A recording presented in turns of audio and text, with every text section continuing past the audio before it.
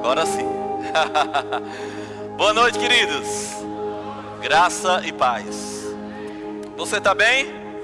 Que bênção, irmão. Sabe que essa é uma noite bem especial? Deus, ele não vai desperdiçar a oportunidade de juntar tantos crentes, tantos filhos em um só lugar e não nos alcançar. Sabe, queridos, agora tem algo. Deus, ele sempre está pronto para fazer. Agora nós sempre precisamos estar prontos para receber. Sabe, eu não sei como está a expectativa do teu coração. Se a sua expectativa estiver naquilo que eu posso fazer por você, eu vou te dizer, queridos, você talvez não receba muita coisa nessa noite.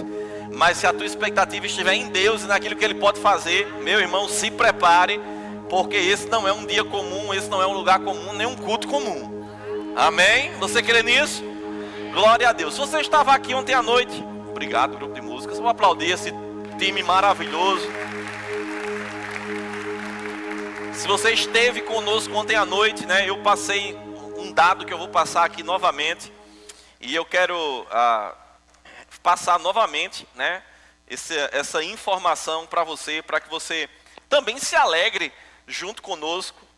Amém? Nós tivemos nos últimos 14 dias, por meio do nosso departamento de evangelismo, nós alcançamos 138 pessoas para Jesus. Você se alegra com isso? Agora temos um trabalho. Que trabalho é esse?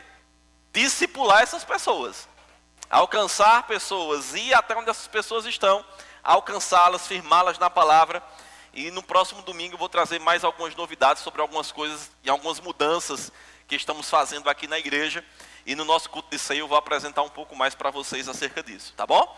Mas sabe, ir faz parte de quem nós somos. Você crê nisso? E sabe, eu quero convidar aqui, por favor, a missionária Cláudia Miriam. Venha, pega esse microfone aqui, pastor Gerson, por favor. Você sabe que nós somos uma igreja missionária. Se você está conosco há alguns meses, você sabe que nós investimos em missões, que nós ofertamos para missões e que nós incentivamos missões. Nós temos uma missionária aqui da nossa igreja que está sendo preparada para ir lá para Portugal, né?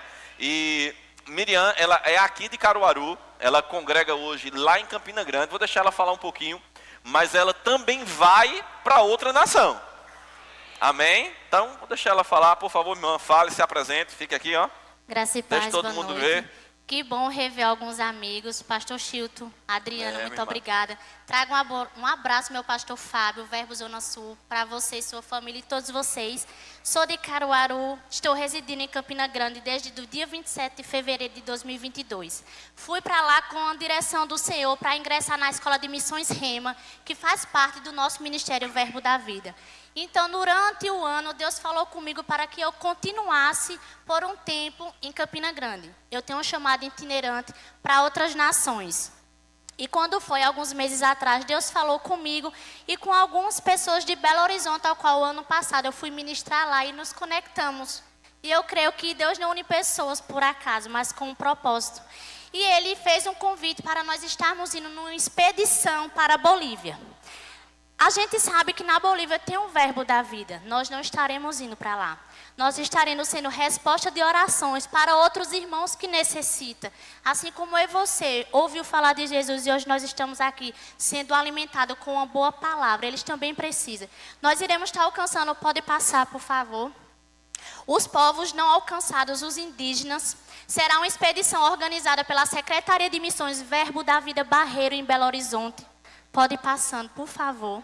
Irá eu e mais 29 missionários que Deus convidou especificamente. Não é qualquer pessoa que vai, por conta do contexto que nós iremos encontrar lá. Mas nós sabemos que vai haver uma graça na minha vida e de cada um que vai junto. E nós estaremos passando 25 dias. Nós iremos em janeiro, dia 9, e voltaremos dia 3 de fevereiro. E nós iremos construir uma base missionária do zero, porque essas tribos indígenas já ouviu falar de Jesus, mas há mais de 15 anos foi abandonado pelos missionários que simplesmente só quis chegar lá, falar de Jesus e deu as costas. Mas Deus tem levantado uma geração que tem não se importado com si mesmo, mas com o próximo. E nós estaremos indo para essa nação. Eles não falam o espanhol, eles falam dialetos. Nós estamos estudando espanhol, mas eles não falam. Nós iremos ter 2 pastores para traduzir para nós. E 6 tribos ainda não ouviu falar de Jesus. Gente, se eu chorar, não se preocupe, é porque o contexto deles é muito impactante. E é de difícil acesso, pode passar. Nós iremos passar 18 horas para chegar até onde eles moram. Vai ser na selva boliviana e nas altas montanhas de Potosí, em Cochabamba. Na selva boliviana nós iremos passar 15 dias. Nós iremos... Pode passar esse. Qual o valor dessa missão? R$94 mil. O que é isso para Deus? Nada. Nada, porque eu estou de frente de uma geração, de um povo generoso, porque dinheiro não é problema para a missão que já existe no coração dele. Então nós estaremos indo lá, levar o amor. São 500 famílias, 800 crianças. Crianças que são roubadas para o tráfico, mortas para tirar os seus órgãos, para serem abusadas. Eles não sabem o que é dinheiro. Eles não veem pessoas. Pessoas não vão até eles. Mas tem um casal de missionários lá que Deus levantou. Eles são bolivianos. E ele começou a visitar novamente essas tribos. E eles começaram a orar: Senhor, levanta trabalhadores, que a seara é grande. Levanta trabalhadores, que a seara é grande. E ele levantou eu e mais 29 corajosos, que não têm a sua vida como preciosa. E nós estaremos indo. Existem os que vão e os que ficam como suporte, orando, ofertando.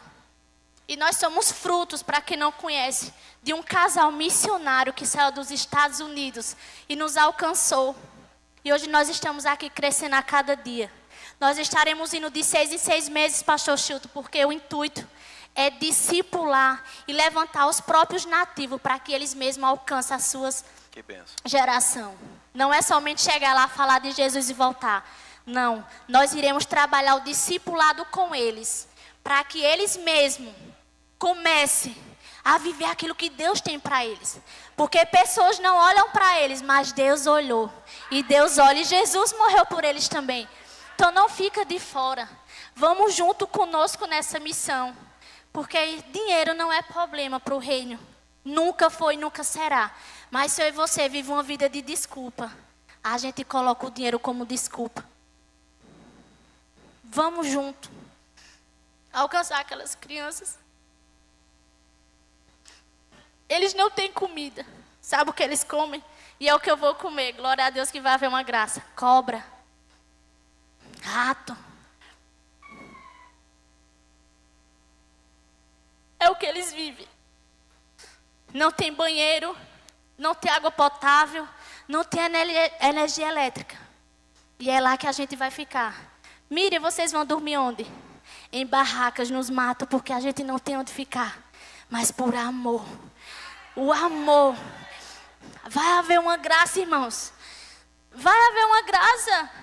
E nós iremos voltar contando os feitos do Senhor, das curas, das libertação, da salvação, dos batismos no Espírito Santo.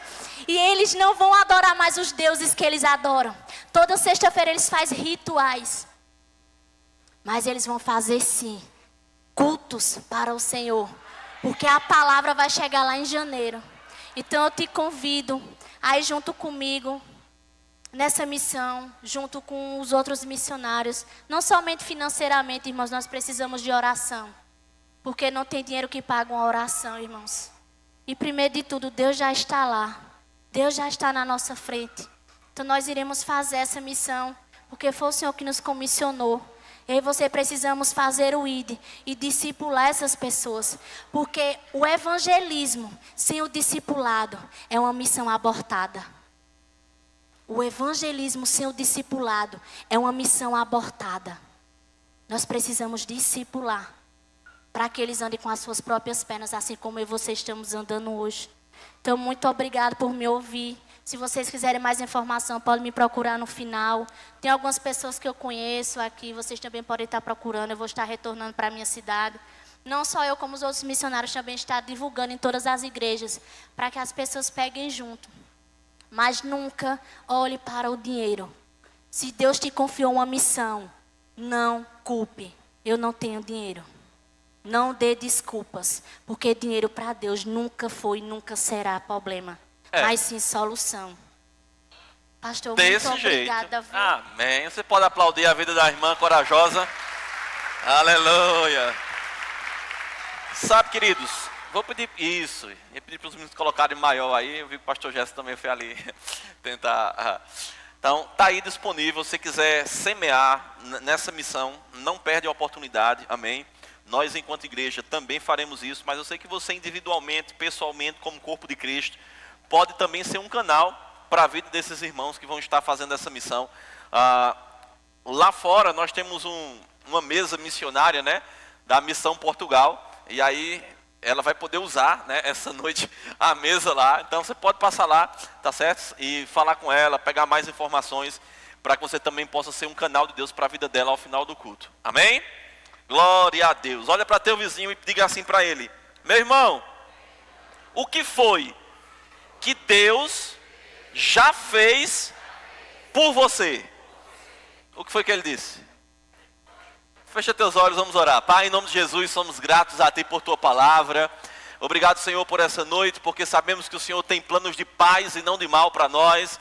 Recebemos com ação de graças a Tua palavra, sabemos que ela é viva, poderosa e eficaz. Obrigado, Pai, porque abrimos o nosso coração, estamos disponíveis a sermos ensinados, exortados, corrigidos, motivados, encorajados por Você para vivermos a Tua palavra. Entregamos a Ti o nosso culto racional nessa noite, em nome de Jesus. Amém, amém e amém.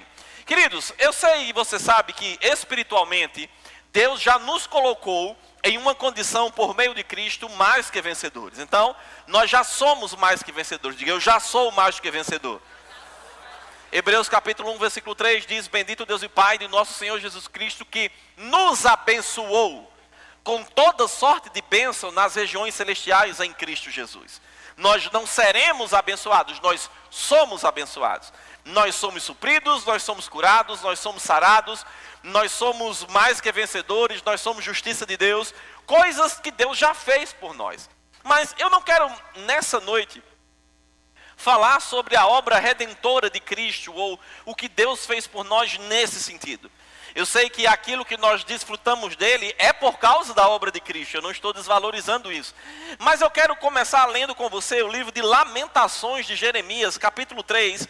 Eu peço que você coloque lá, vá comigo, Lamentações de Jeremias, capítulo 3, versículo 19. Aleluia! Lamentações 3, 19. A Bíblia diz assim: lembra-te da minha aflição e do meu pranto, do absinto e do veneno. Minha alma continuamente os recorda e se abate dentro de mim.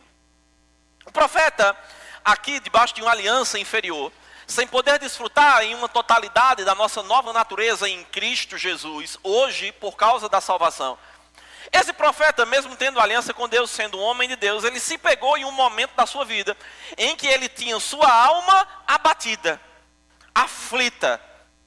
Isso talvez sejam situações que eu e você possamos passar na nossa vida em algum momento da nossa caminhada. Mesmo sendo nascido de novo, mesmo sendo nova criatura, mesmo tendo o Espírito Santo habitando dentro de nós, a nossa alma ou a nossa mente, emoções, sentimentos, vontades, eles precisam ser constantemente transformadas pela palavra de Deus. É isso que Romanos capítulo 12, versículo 2 nos diz, que diz que nós precisamos renovar a nossa mente para desfrutar da boa, agradável e perfeita vontade de Deus. Então, nosso corpo, ele está sendo, ele ainda não foi transformado, ele será transformado no dia do arrebatamento. Nosso espírito, depois que nascemos de novo, ele é uma nova criação, nós somos salvos, restaurados, mas a nossa mente, ela precisa ser transformada a cada dia. Tiago, no capítulo 1, versículo 21, diz que nós devemos atentar e aceitar com mansidão a palavra de Deus em nós implantada, porque ela é poderosa para salvar a nossa alma. Então, a mudança de mentalidade, a transformação da nossa mente, vem por causa da palavra de Deus. E o profeta, em um determinado momento aqui da sua caminhada, da sua vida, ele disse assim: olha, lembra-te da minha aflição e do meu pranto. E ele diz o seguinte no versículo 20: minha alma continuamente, ou seja, sempre se recorda disso. Então percebe que ele estava passando por um tempo de sofrimento. Ele está dizendo: minha alma, minha mente não pensa em outra coisa.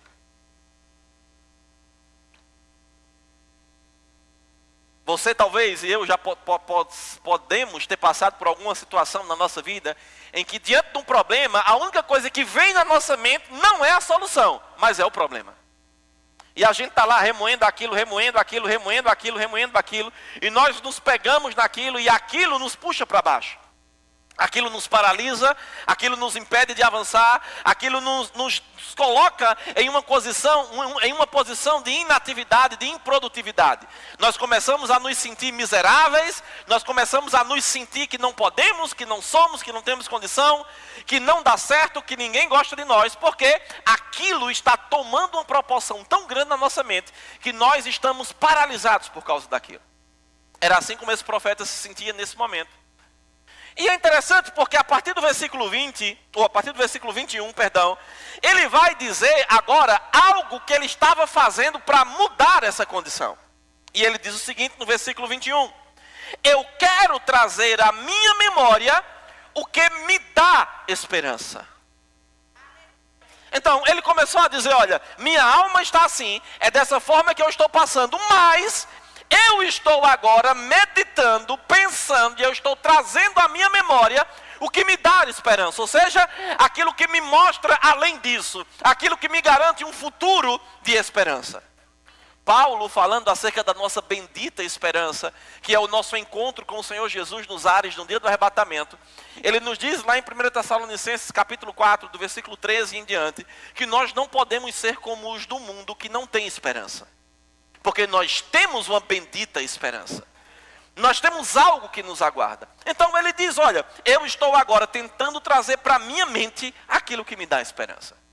Se eu pudesse perguntar para você nessa noite: olha, quantos de vocês têm sonhos, planos de Deus a se cumprirem na sua vida? Certamente todos levantariam a mão ou diriam: eu tenho. Porque de fato, queridos, Deus não terminou com você ainda. Olhe para seu vizinho e diga: Deus não terminou com você ainda. Sabe, queridos, nenhuma estação é permanente na nossa vida. Deus não terminou com você. Tem coisas que Ele tem para cumprir na tua vida. Tem verdades, sonhos, projetos, chamados, coisas que Ele já falou conosco. Sim ou não? Sim. Agora, nós só vamos desfrutar do que Deus tem para nós se a nossa alma estiver descansando nele. Diga: descansando nele. O livro de Hebreus, queridos, fala que nós precisamos entrar no descanso. Hebreus capítulo 4, do versículo 1 em diante, você pode anotar, ler em casa. Ele vai falar sobre um descanso que Jesus conquistou para nós.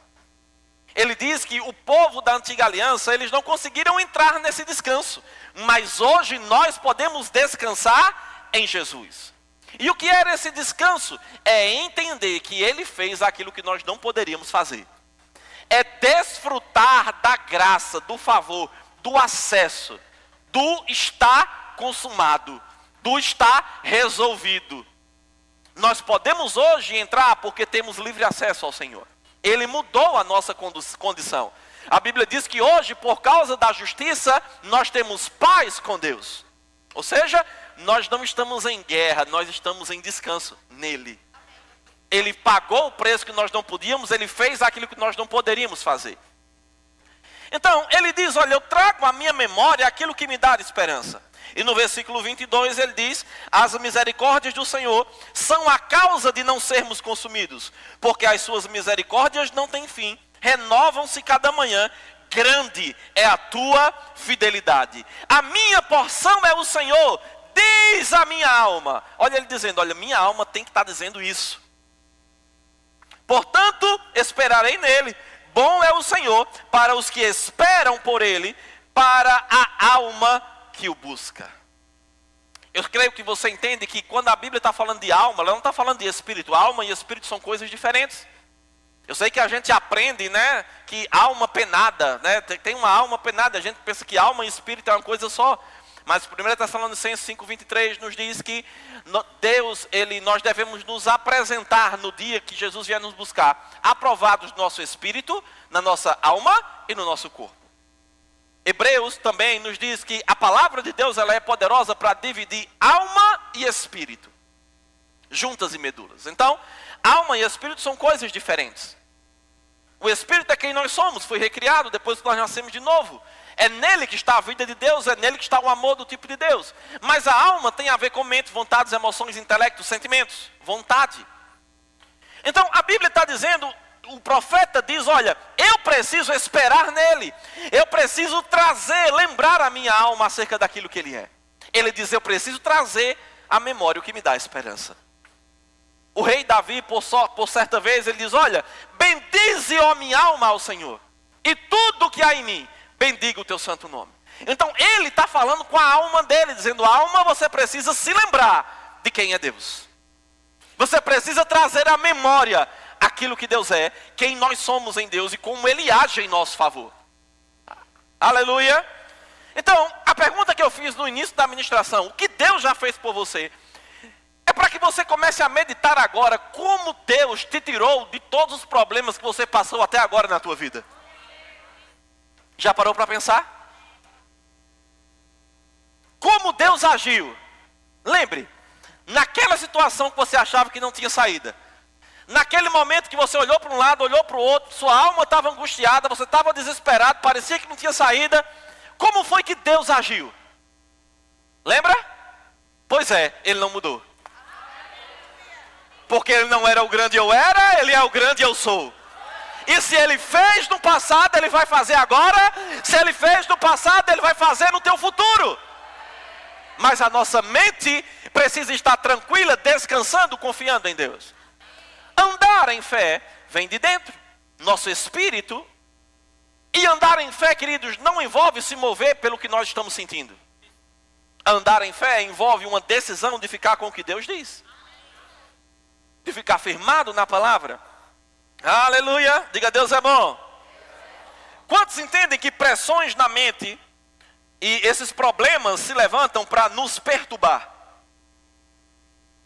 É certo que se você, em algum momento, a gente já conversou, e se você está aqui no culto há algum tempo, algumas meses aqui na igreja, talvez você já tenha me ouvido falar que o diabo quer roubar a tua alegria, porque se ele roubar a tua alegria, ele rouba tudo que você tem. Então, o diabo, ele vai tentar trabalhar usando coisas, tudo que acontece na nossa vida é culpa do diabo? Não. Eu acho que tem coisa que acontece na vida do povo, o povo está dizendo é o capeta, e o capeta está dizendo, eu não. Não bota para cima de mim, que isso aí não tem nada a ver não. Mas o que é que eu quero que a gente entenda? É que o diabo, seus demônios, o mundo espiritual das trevas, eles vão trabalhar para potencializar os problemas e as dificuldades. Então algo vai acontecer, alguma dificuldade vai acontecer na nossa casa, na nossa família, nos nossos negócios, no nosso trabalho. Amém? Alguma coisa vai acontecer, queridos, e certamente o diabo vai se aproveitar disso para potencializar esse problema. Nem tudo vem do diabo, mas aquilo que não vem e que está fora da palavra, ele vai dar uma mãozinha para aumentar aquele problema e nos prender na nossa mente, porque é assim que ele trabalha.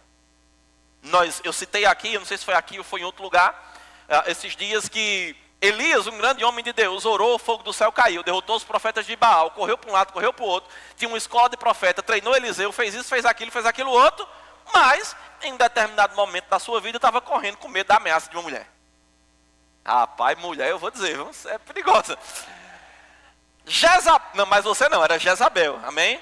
Uma mulher usada debaixo de um espírito que quer calar os profetas. Amém? Isso dá uma ministração para outro dia. Mas aquele espírito sobre a vida daquela mulher operou de uma forma que queria calar e parar o ministério de Elias. E ele vai para um lugar, corre, se esconde, começa a chorar, pedir para morrer e dizer, Senhor, só tinha eu. Não tinha mais ninguém. E Deus disse, tu não está entendendo, criatura. Assim como você. Tiveram mais quantos? Vamos lá, ajuda o pregador. 7.000 que não se dobraram. O problema quando acontece, vem sobre a nossa mente, ele vai trabalhar de uma forma para que a gente olhe para aquele problema e ache que não há saída naquilo. Era assim como o profeta estava. E ele disse, não, só sobrou eu. Senso de justiça. E Deus disse, você não está entendendo? Assim como você, tem mais 7.000 que não se dobraram, que permaneceram fiéis. Então perceba, queridos, que essas coisas podem acontecer na minha e na tua vida. Tão ousado e tão usado por Deus, mas diante da pressão, cedeu. O profeta Jeremias aqui estava dizendo, olha, minha alma está assim, mas é bom que ele mesmo dá a resposta para sair disso. Ele diz, eu preciso trazer para a minha memória o que me dá esperança. Eu preciso esperar no Senhor. Eu preciso ter expectativas em um futuro. Eu sei que você entende a diferença entre fé e esperança. Fé é uma convicção. É a certeza, conforme Hebreus capítulo 11 nos diz. É a convicção daquilo que nós não vemos. Fé é para agora. Eu recebo algo pela fé. Fé é um estilo de vida. É a forma como Deus espera que nós possamos andar. Esperança é uma expectativa em um bom futuro. Mas que aquilo não vai acontecer só porque eu tenho esperança. Assim como acontece porque eu tenho fé. Por mais que tenhamos uma bendita esperança acerca do arrebatamento, não vai acontecer só porque a gente está esperando agora. Vai acontecer no dia certo, na hora certa, ao ressoar da trombeta, os mortos em Cristo ressuscitarão primeiro, depois nós que estivermos vivos, seremos arrebatados a nos encontrar com Ele, justamente com o nosso Senhor Jesus nos ares, e estaremos para sempre com Ele. Vai acontecer nesse grande dia. Mas o fato de termos fé para desfrutar disso, ou uma expectativa no futuro, não significa que isso vai acontecer agora. Mas a esperança sempre vai apontar para um futuro. Quando nós falamos que alguém não tem esperança, nós estamos dizendo que ele não tem perspectiva de futuro. E as pressões na nossa mente, elas trabalham justamente para que nós fiquemos com o foco no agora, ou no que aconteceu, e não naquilo que Deus tem para o nosso futuro. Querido, já parou para pensar que, por mais difícil que esteja a situação hoje, Deus já esteve no teu futuro? E Ele quer te levar para lá? O diabo quer te prender agora porque ele usa o teu passado para te acusar. E ele quer que você se sinta condenado, miserável, desgraçado e te pare agora. Mas Deus está dizendo, ei, eu tenho um futuro glorioso para você. Então, ainda que a sua mente esteja trabalhando, que pressões venham, dizendo que você não pode, que você não consegue, que é melhor morrer, não, é melhor continuar firme, servindo ao Senhor, porque existe uma garantia que o nosso futuro será melhor. Oh, aleluia, aleluia, diga esperança, é expectativa em um bom futuro. Aleluia, aleluia. Então, Jeremias encontrou a chave para sair daquela situação. E a chave foi lembrar quem é Deus. Aleluia. Um Deus misericordioso. Um Deus que é fiel. Diga fiel. Aleluia, aleluia, aleluia. Diga, Deus é fiel. Abra sua Bíblia comigo em 1 Samuel capítulo 17, versículo 31. Deus é bom. Aleluia. 1 Samuel capítulo 17, versículo 31 fala, se você começar a ler alguns versículos anteriores, você vai ver a história de um jovem que vai até o campo de batalha levar comida para seus irmãos. Chegando lá, se depara com um grande problema. Diga todo. Mais uma vez. De novo. O que é todo? Fica alguma coisa de fora? Todo o exército de Deus estava parado porque estava com medo de um homem. Agora, para pensar um pouquinho. O povo de Deus, diga de Deus. Exército de Deus, diga de Deus. Homens fortes, poderosos na batalha. Alguém que não era inexperiente, não era um Zé Mané qualquer. Alguém que sabia o que estava fazendo. Alguém preparado para aquilo, forjado para aquilo. Chega num momento em que um homem colocou medo em todo um exército. Ninguém tinha coragem de se levantar para enfrentar aquele homem. Como era o nome desse homem? Golias. E a Bíblia diz o seguinte no capítulo 17, versículo 31 de 1 Samuel. Ouvidas as palavras que Davi falara, anunciaram-nas a Saul, que mandou chamá-lo, porque Davi tinha dito, olha, eu vou derrotar esse cara aí, esse circunciso não é de nada não. Davi disse a Saul, não desfaleça o coração de ninguém por causa dele. Teu servo irá e pelejará contra o filisteu. Porém Saul, olha o que o rei disse a Davi. Contra o filisteu não poderás ir para pelejar com ele, pois tu ainda é moço, e ele guerreiro desde a sua mocidade. Querido, eu creio que a intenção do rei aqui era boa. Agora o rei estava com medo. O rei estava tremendo, se escondendo, correndo, desistindo. E o conselho dele para Davi é, não, tu é jovem demais, não vai dar certo nem. Esse cara aí luta desde que é pequeno. Se esses aqui, em outras palavras, meu exército não consegue, quem és tu que vai lá e derrotar esse cara? Tu vai morrer. Vai não.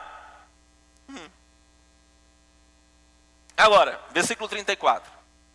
Respondeu Davi a Saul, teu servo apacentava as ovelhas de seu pai, quando veio um leão e um urso, e tomou um cordeiro do rebanho.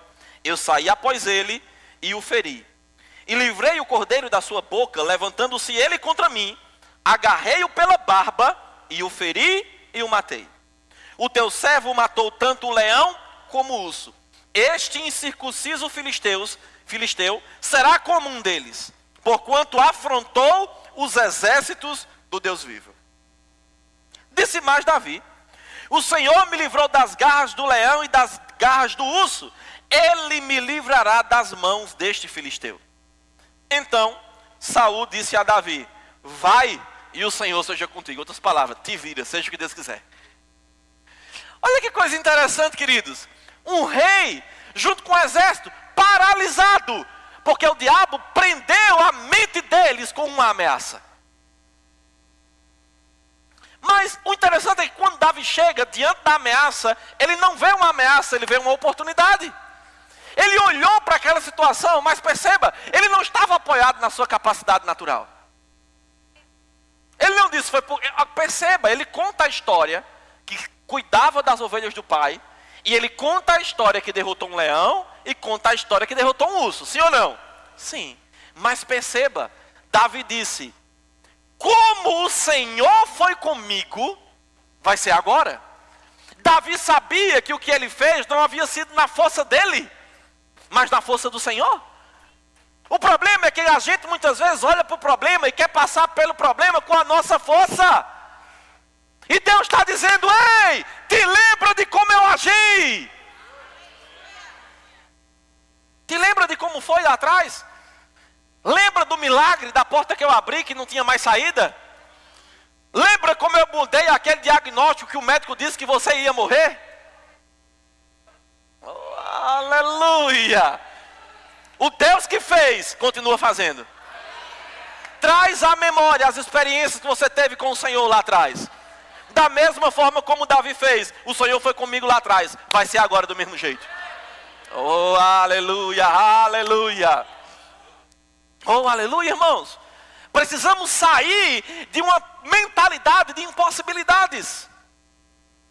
Precisamos romper com uma pressão do diabo na nossa mente, dizendo que a gente não consegue, que a gente não pode. Precisamos nos livrar disso. Mas pastor, é difícil demais. Eu estou na prova. Então saia dela, tire 10. Como é que eu saio da prova, pastor? Meditando na palavra, falando na palavra, trazendo na memória o que Deus falou. Você já sabe que não é Deus que está te provendo? Deus não te prova botando problema, não. Tito já sabe disso, já tem revelação dessas coisas. Então, se o problema está ali e não é de Deus, é contra Deus. Se é contra Deus, irmão, meu Deus do céu, onde é que Deus está? Diga, está do meu lado. E eu vou te dizer, irmão, se tu está do lado de Deus, irmão, acabou. Se o problema não vem de Deus, vem contra Ele. Quem é que é filho? Aleluia. Então você e ele é maioria. Agora, o problema é que muitas vezes nós não perseveramos. Nós ouvimos isso, nos alegramos, mas não ficamos praticando. Nós falamos um dia isso, e depois a gente para.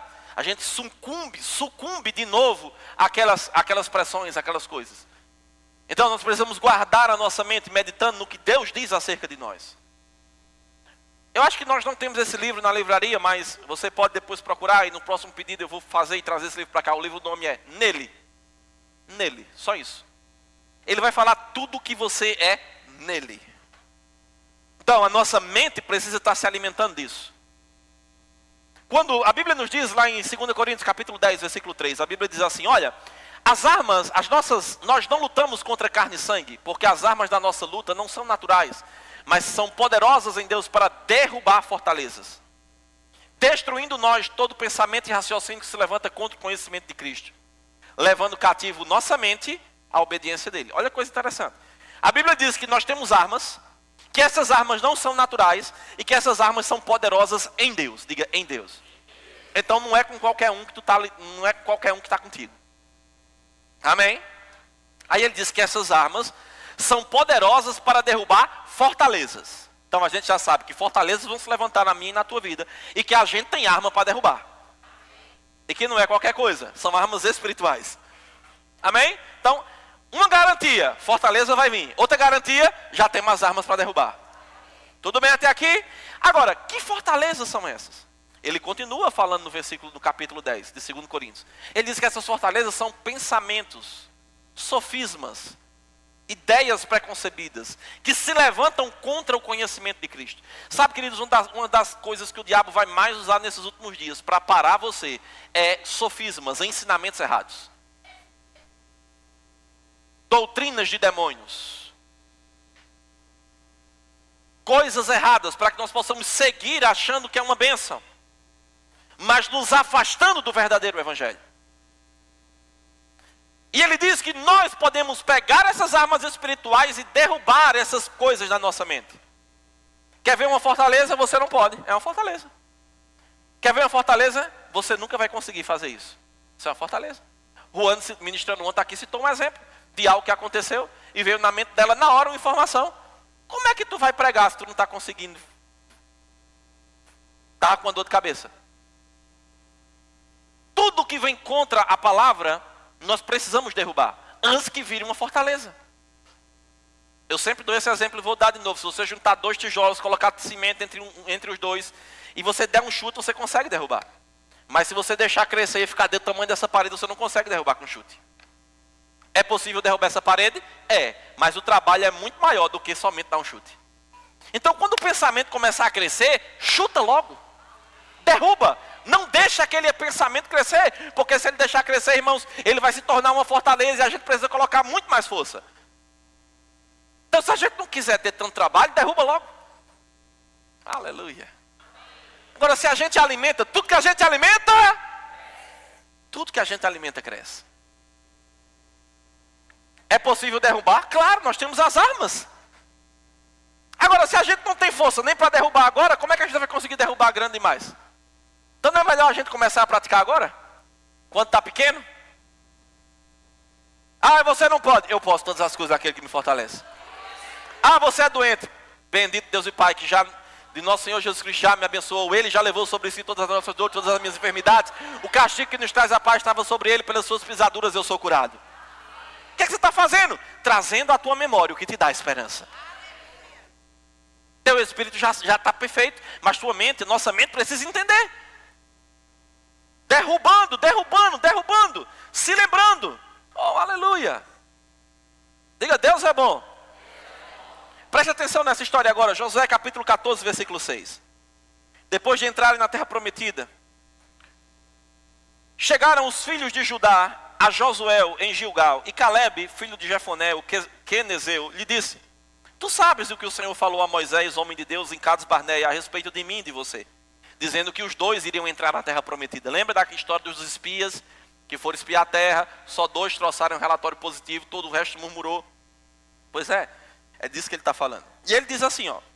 Eu tinha 40 anos quando Moisés, servo do Senhor, me enviou de Cades Barnea para espiar a terra. E eu lhe relatei como sentia no coração. Ele disse, eu não relatei o que eu vi apenas. Ele disse, o que estava no meu coração. Eu trouxe o relato correto. Mas meus irmãos que subiram comigo desesperaram o povo. Eu, porém, perseverei em seguir o Senhor, meu Deus. Então Moisés naquele dia jurou, dizendo, certamente a terra em que puseste o pé será tua e de teus filhos, em herança perpetuamente, pois perseveraste em seguir o Senhor teu Deus. Eis agora, o Senhor me conservou em vida como prometeu. 45 anos há, desde que o Senhor falou esta palavra a Moisés, andando Israel ainda no deserto. E já agora sou de 85 anos. Sabe o que é que Caleb está dizendo? Quando Deus prometeu que eu ia possuir a terra, que eu ia entrar, porque eu permaneci fiel a Ele, eu tinha 40 anos. Agora eu estou com 85. Já se passaram 45 anos desde aquilo que Deus falou comigo. Às vezes a gente desiste com uma semana. Deus chega para Abraão e faz uma promessa. Você vai ser pai de nações. Passaram-se 25 anos.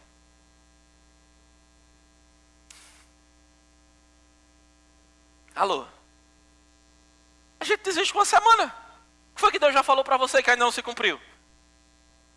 Agora, se pergunte. Não se cumpriu por quê? Porque as nossas atitudes podem acelerar ou retroceder o plano de Deus para a nossa vida. Está demorando demais. Talvez Deus esteja esperando uma resposta nossa. Não é Deus que está demorando. Talvez a gente precise crescer e amadurecer para desfrutar daquilo, porque tem coisa que menino não desfruta.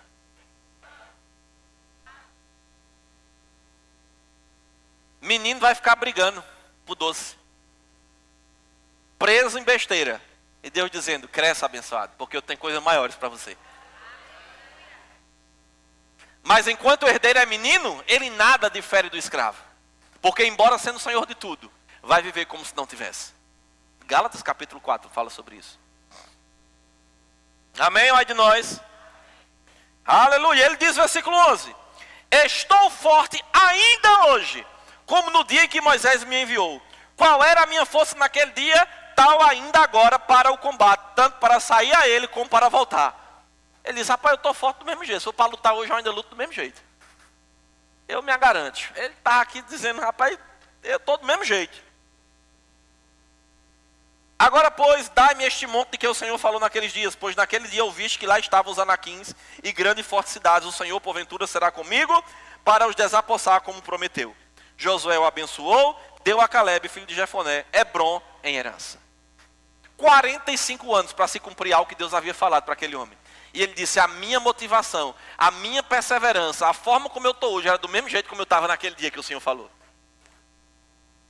Sabe o que é isso? Aprendeu a derrubar as fortalezas da mente. Ele lembrou, o Senhor já fez, vai fazer de novo. Oh, aleluia, aleluia. Agora deixa eu te dizer uma coisa, Deus não está demorando não. Às vezes a gente pensa assim, não, mas está demorando demais. Não, está não, irmãos. Talvez a gente precise ajustar coisas. Porque nós temos uma ideia errada, por ensinamentos errados que recebemos por muito tempo. Que se Deus falou, vai acontecer incondicionalmente. Não vai. Tem coisas relacionadas à nossa vida que só vai acontecer se nós dermos respostas corretas ao Senhor.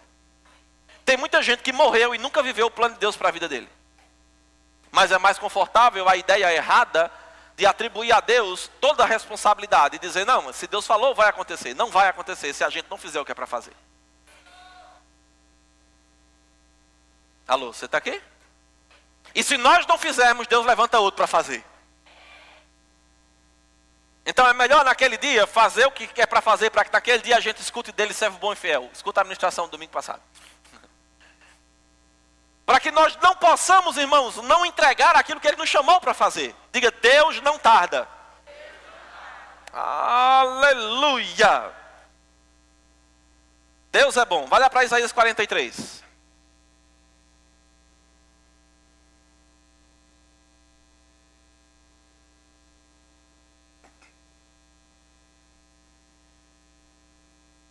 Isaías 43, versículo 18. Sei que esse texto é muito lido, nós já o lemos, já o ouvimos aqui algumas vezes.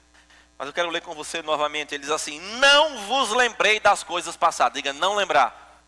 Repita comigo, não lembrar. De novo. De novo. Então ele diz, olha, não perde tempo no teu passado.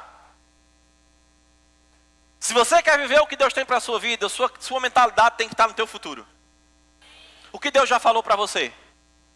Não, Ele me falou que eu ia para as nações, que eu ia fazer isso, que eu ia fazer aquilo. Então, você tem pensado nisso?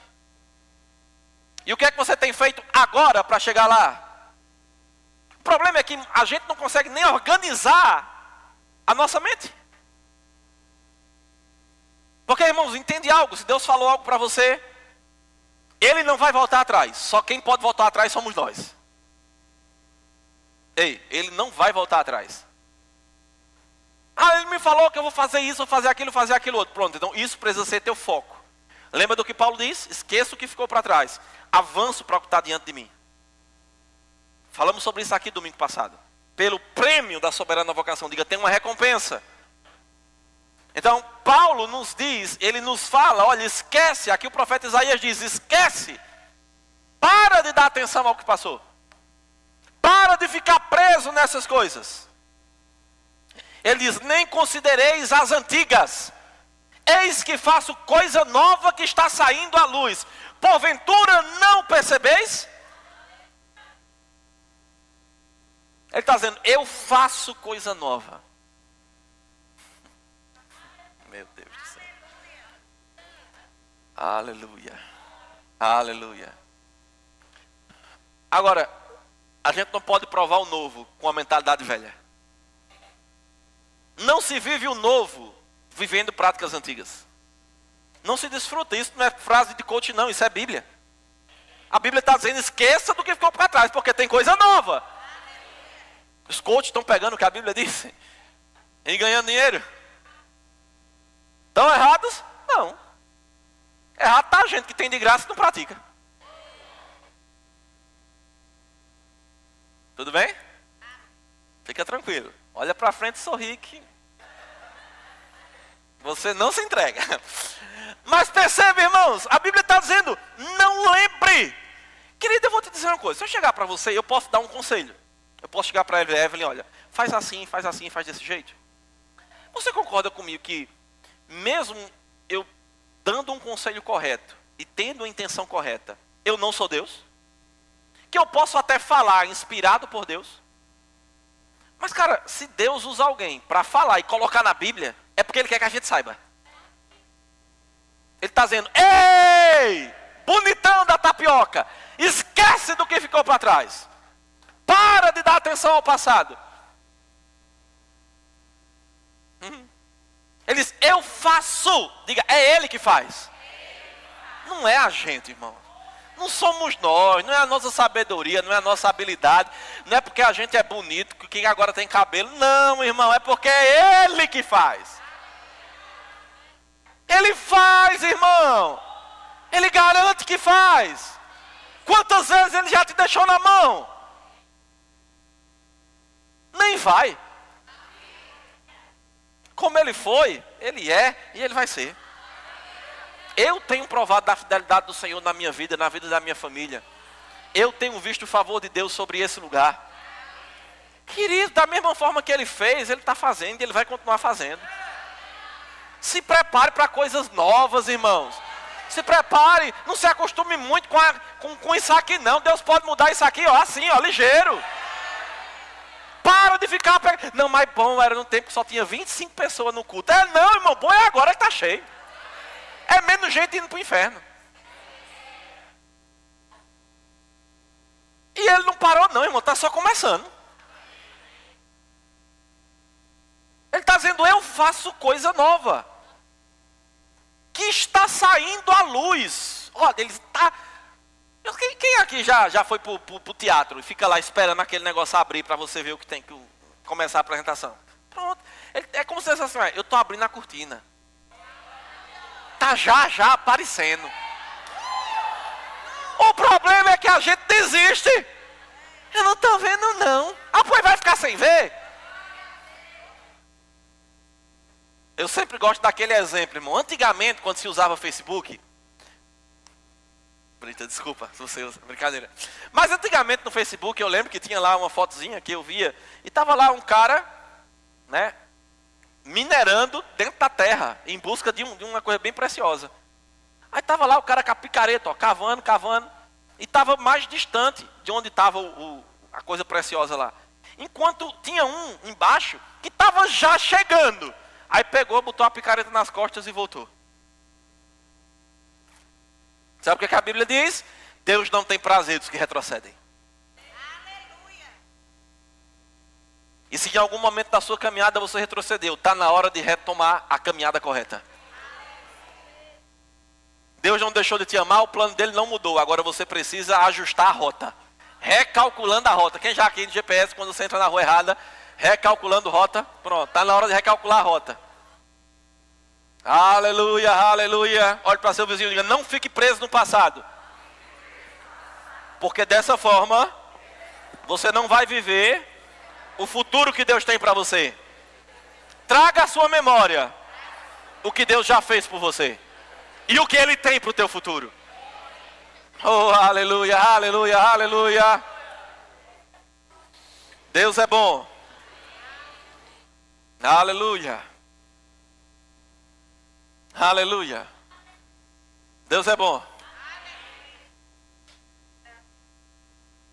Sinto o cheiro de coisa nova.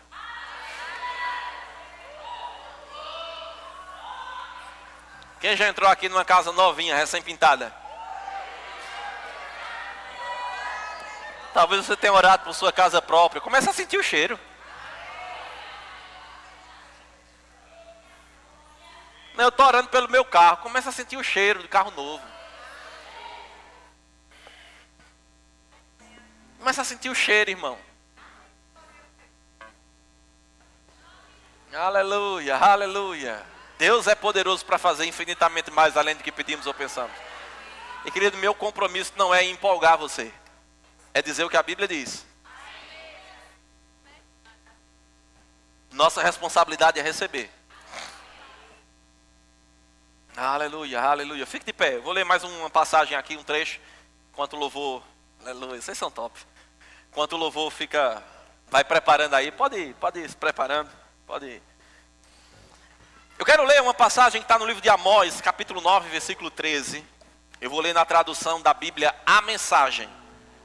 Eu vou pedir até para os meninos não colocarem aqui se eles não tiverem essa tradução. Se tiver essa tradução, coloca. Senão, não coloca porque ela vai dar bem diferença da forma que outras traduções trazem. Mas a realidade é essa. Está no original assim, tá bom? Então não tem medo não estou falando heresia não. A Bíblia diz assim, em Amós capítulo 9, versículo 13, na tradução da Bíblia, a Mensagem. E é verdade, diga, é verdade. Olha, tá certo. Essa equipe é top, velho. Tá aí doido. É verdade, diga, não é mentira. Sabia que o que Deus diz, Ele não está falando para enganar você? Ele não está falando para empolgar você? Porque Deus não se move por empolgação. O interesse de Deus não é te motivar, te deixar empolgado e feliz. O interesse de Deus é te trazer a realidade que você é, daquilo que Ele tem para você. E é verdade, agora não vai demorar muito. Eita glória. Diga, não tem que esperar muito não. Não, desse jeito você vai ficar com o pai esperando. Diga, eu não tenho que esperar muito. Aí ele diz, é o decreto do Eterno. Queridos, eu vou citar aqui um exemplo que eu ouvi esses dias. Quantos lembram do tempo de pandemia? Que semanalmente o governador ia lá e dava um decreto. Então, o decreto dessa semana é isso. Vai poder fazer isso, vai poder fazer aquilo, vai poder fazer... Querido, o que ele dizia é lei. Acabou. Cara, se um homem natural, revestido de uma autoridade, ele dizia um decreto e aquilo acontecia, e Deus falando. Ei, deixa eu te dizer, não é o governador não. Não é o prefeito não. Não é teu patrão, não. É Deus. Ele é o decreto do Eterno. As coisas vão acontecer tão depressa que que sua cabeça vai girar. Uma coisa depois da outra. Vocês não vão conseguir acompanhar a rapidez. Tudo vai acontecer de uma vez só. E para qualquer lado que vocês olharem, verão bênção. Bênçãos como vinho jorrando dos montes e colinas. Diga, para onde eu olhar, tem bênção. Deus está dizendo o teu futuro, querido. Esse povo estava preso, cativo, sendo restaurado. Ei, deixa eu te dizer uma coisa. Essa era a nossa condição anterior. Mas em Jesus, nós fomos restaurados. Oh, aleluia! Muda a mentalidade. Tira a mente. Muda essa mentalidade de impossibilidade.